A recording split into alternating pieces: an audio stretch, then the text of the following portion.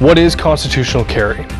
Very basic definition, it means that you can carry a firearm, concealed or otherwise, without having to go and obtain a permit.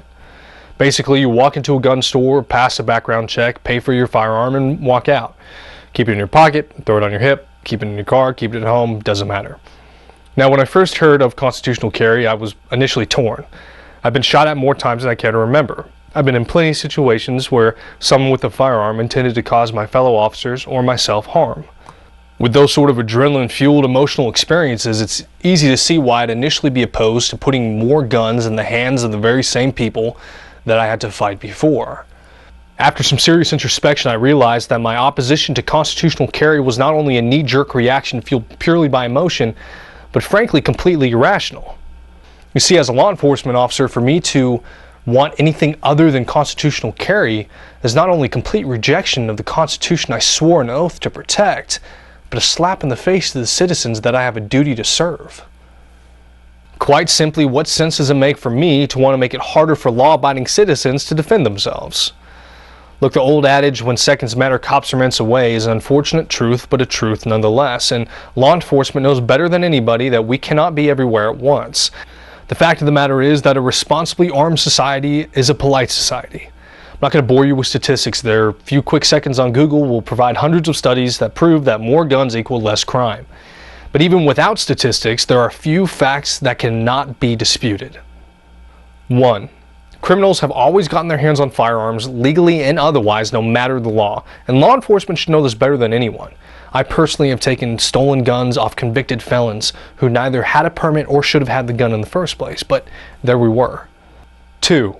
Most, if not all, mass murders that have occurred in recent times have taken place in gun-free zones. The killers knew that the victims inside did not have the ability to fight back.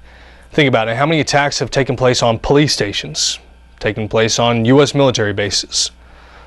If you were going to go in and rob someone and you knew that there was a very high probability that they had a gun or they were going to fight back, would you still do it?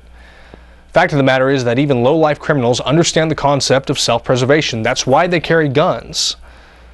Shouldn't you? 3.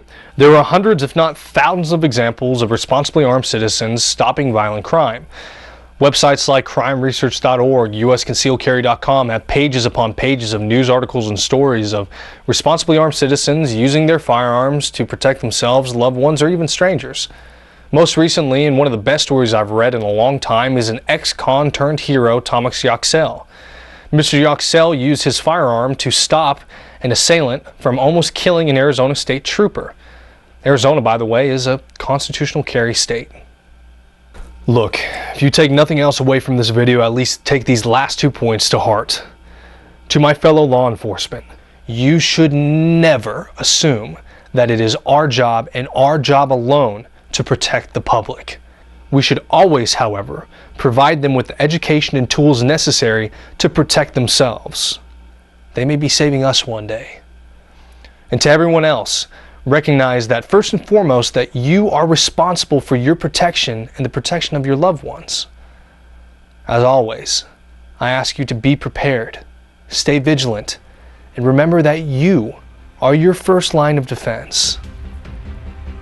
Here's to hoping that one day we see a well-armed, well-trained, responsible, and polite society, if not to make my job a little bit easier. For Radix Tactical, I'm Jordan Burke.